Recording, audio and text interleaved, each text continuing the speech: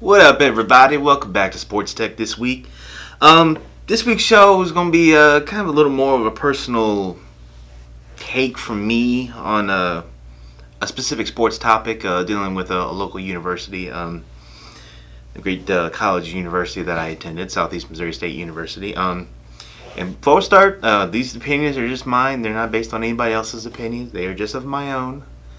So don't go getting after me and going after anybody else. These are just of my own opinion. So if you got a problem with them, you can take it up with me. So just wanted to put that disclaimer out there before I start talking. This conversation, this little rant is kind of based off a conversation I had with a couple of buddies earlier on this week. Talking about Southeast Missouri State basketball, the men's program, and the state of it as where it is. Buddy of mine said he took his nephew to a Red Hawks game last weekend, and it said that there was less than 2,000 people there.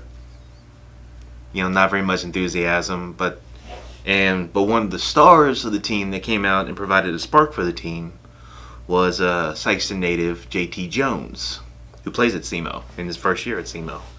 And because of that, SEMO won their game this past weekend. But that's been probably about one of the only good highlights they've had all year. And the point of this video is I'm talking about something in particular with Coach Dickie Nutt. I'm sure Coach Nutt is a wonderful man, a great person, great family guy, and I'm all sure of that. But with that being said, I think it's time to make a change at SEMO for the men's program. If you have less than 2,000 fans at a game on a Saturday night, and the kind of record he has, I was looking up the record prior to taping this just to see what his stats were. As of the time of the taping of this video on Thursday night, February 12th, his record at SEMO is 78-103. Overall career record 277 and 300. His record at Arkansas State, where he was coached for 13 years, 189 and 187. Not good numbers. And kind of adding a little insult to probably insult to injury to him. It came out this week that Delfinko Bogan, star guard from Charleston, from neighboring Charleston here, from Sikeston, announced on Twitter that he is committed to play basketball at Jacksonville State. And not only him, but Andre Statham, star center from Cape Central, has also committed to play there with him. And also, Jacksonville State got another former Charleston player from a junior college, I believe, from Mineral area, if I'm not mistaken. So that's three key kids right there that SEMO lost out on. They haven't recruited locally a lot. I know especially since I know Nutt's been in the program. I think the biggest recruit they got was JT, who agreed to just come in as a walk-on. Now I understand, like, you want to get those kids from St. Louis, the kids from Memphis to kind of close that corridor off. But I don't see a problem with wanting to look locally for kids. I know from personal experience from shooting basketball games through the Standard Democrat, covering a lot of Charleston games, a lot of Scott County Central games, even when Charleston played at Scott County Central earlier this year. SIU coach Barry Henson was in the crowd watching the game, and I know for a fact that he was there to see Delfinko. I knew it. A lot of fans I talked to knew it. Both the guys I know from the Standard and Sports Department, Chris Popes, David Jenkins, they both knew it. So yeah, he was there to see Delfinko. I'm pretty sure if a coach is going to show up to a high school game to see one specific player, he's on his radar. So with that being said, I think it's time for a coaching change at SEMO. Nutt just hasn't gotten the job done. I hate to say it, I think he's taken the program probably about as far as he can take it. Like I said, I believe he's a great man, great person, but I think the writing is going to end up being on the wall for him, and I think he will end up being gone after the season, or I think he should be gone. I hate saying that to call for somebody's job, for somebody to lose their job, but if SEMO wants like the men's program to go a little farther than it has been, to be able to recruit some local talent, because I think if more local talent was recruited by SEMO, they'd have better crowds. They'd have players that be able to recognize. I mean, I followed the SEMO program the last few years the best I can. I haven't watched them very much, but when I have, a lot of the players I don't have a freaking clue who they are. I mean, they're kids from Memphis, kids from St. Louis. A local university in Southeast Missouri is not going to watch kids from, they're not going to have a reason to care about it. I know more diehard fans are going to be there, obviously, to support the universities, to support the program for the kids that are in there. And I understand that, and, that's, more than likely the best thing to do. But how are you going to be able to watch a game and not know about anything about any of the players that play for Southeast? And I know some people are probably going to take some shots at me for that, and go ahead, fire away. But this is just of my opinion. I've seen a lot of the basketball talent that is around this area, especially over the past 3 years, and knowing from beyond the past 3 years, but especially from the past 3 years from covering basketball for the Standard Democrat. A lot of great players, from Charleston, Scott County Central, Sykeston, New Madrid, even for, Jackson, Cape Central, Notre Dame. And gosh, kids down south as far as like Risco, Cooter has good teams. Obviously, Scott County Central with the talent they've had over the many years. There's a lot of good talent in this area. A whole lot of good talent. And a lot of coaches, I think, between SIU and SEMO, maybe not so much SIU, but more SEMO, don't take advantage of that. And maybe they should. Maybe the SEMO ought to look at hiring a coach, more local ties that can know the OC, but that can know the OVC better, but also can look at the local area and say, maybe we ought to look at some local kids. Just look in a different direction, because the program needs to do something, because the program is pretty much irrelevant. It has been for quite a few years now. So, if anybody from SEMO does see this, just think, do you guys want to have an irrelevant program? I know education is the number one important thing. But if you want sports to be good, do you want to be irrelevant or do you want to be relevant? That's the main question you want to ask. So I guess time will tell whether or not come the end of the season in the next couple of months that we'll see if not, we'll be sticking around or he will be looking for another job and SEMO will be looking for another coach. So I guess time will just tell as far as that situation goes, and I'm sure there'll be more to come. And if something does happen, then I'll probably talk about it on a future episode. So something to be in mind with that. But yeah, I think, again, I hate to say this because I'm sure Dickie Nutt is a wonderful guy, and I hate to say calling for his job, but clearly he hasn't produced. He hasn't done anything. With rival schools like SIU and Murray State having the success, well, especially Murray State having the success like they have, SEMO's always been near the bottom of the OVC. And if they ever want that to change, then something drastic's got to happen. So whether or not that'll happen, I guess only time will tell. So we'll just have to wait and see. Now moving away from the sports now, moving on to the tech session.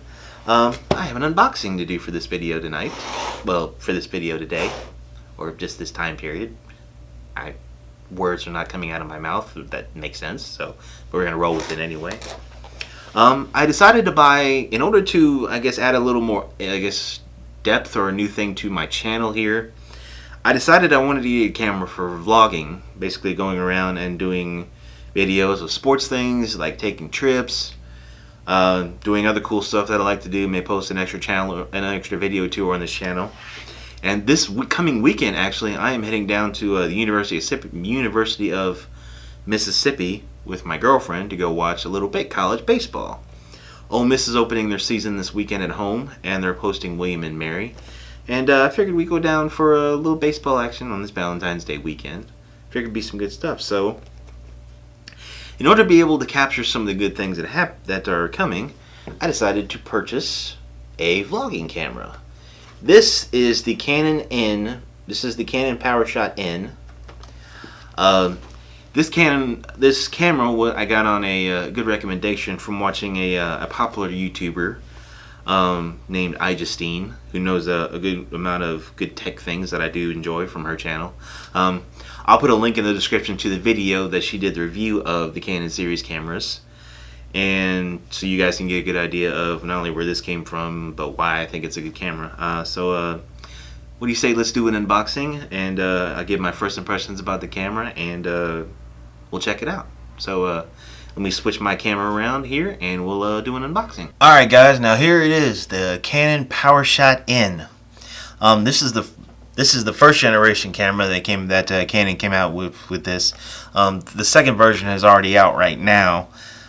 Problem is, second version was about $300. This one I got for $130 from B&H Photo and Video.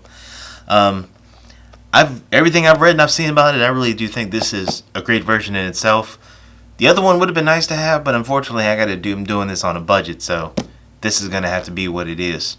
Maybe someday I'll get the other one, but from right now, this is what I gotta work with. So, as you can tell by the box and the packaging, very colorful. It says Canon on top, Powershot N, Facebook ready. Optimized with use for Facebook, which is nice.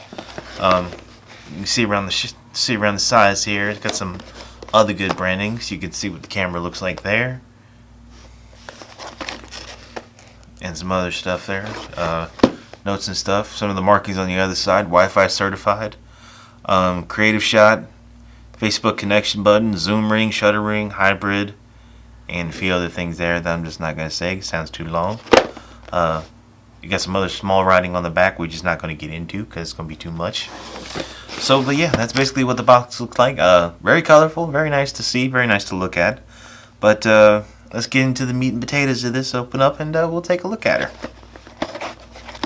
So there's a little tab right here. You can pull this out. It says 3 creative shot, 4 Wi-Fi. It's got a little, oh, that's nice. It's got a little thing here. Freestyle, I guess that ways for freestyling. Shoot, zoom. Oh, that's cool. That is very cool. If you open her up, you got your standard warranty stuff here. Set that off to the side. Canon DVD and your registrar book. So let's get into the meat and potatoes. Some boxing stuff there.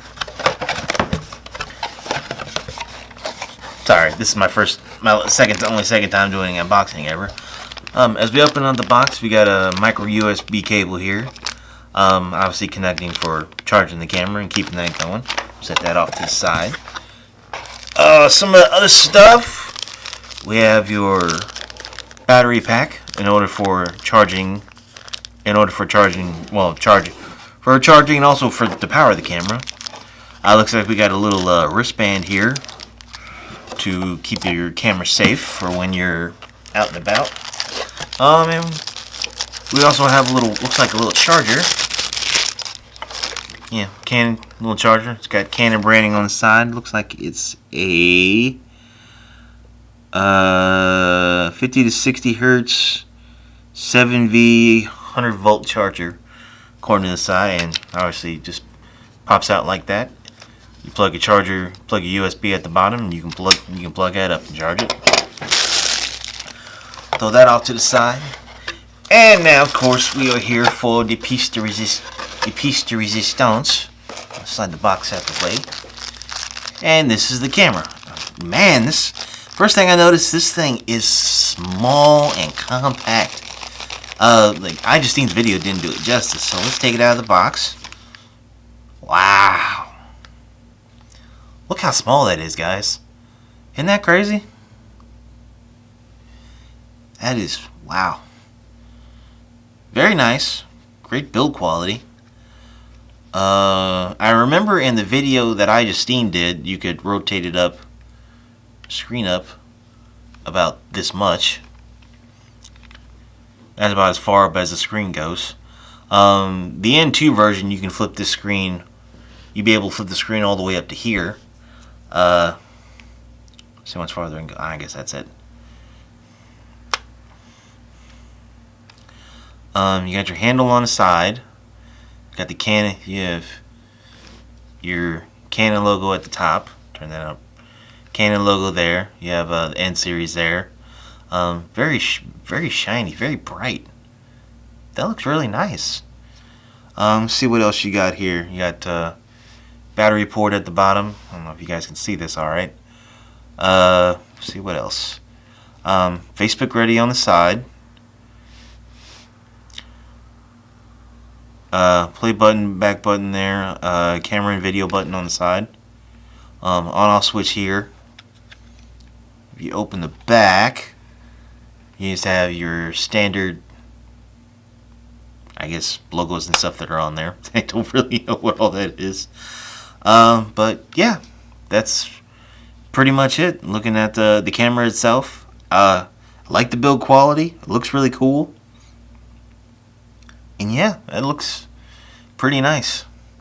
I'm going to be taking this with me down to Oxford, Mississippi this weekend to test it out, shoot some video, and hopefully do a vlog for the channel and release that hopefully next week.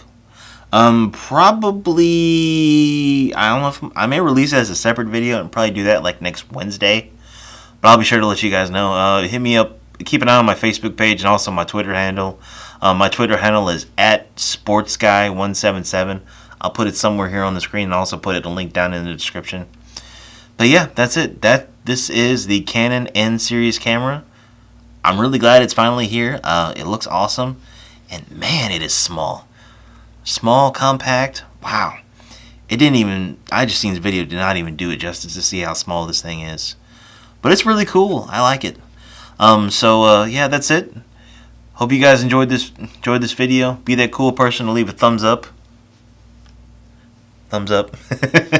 I'm still getting used to doing this unboxing stuff, but hey, gotta keep trying. But yeah, leave this video a thumbs up if you enjoyed it. But thank you guys again for watching. Leave a comment down below. Let me know what you guys think about Valentine's Day weekend. What are you guys gonna be doing? How are you gonna be treating your special lady, your special guy? Just how you gonna be treating that special somebody in your life this weekend. So yeah, I'm heading down to Mississippi with my girlfriend, and we're gonna have a good time. And hopefully I'll get a chance to show you guys a lot more going on. So thank you so much again for watching, and I will see you in the next video coming up next week. Till then, have a good weekend. Safe Valentine's Day. Later, guys.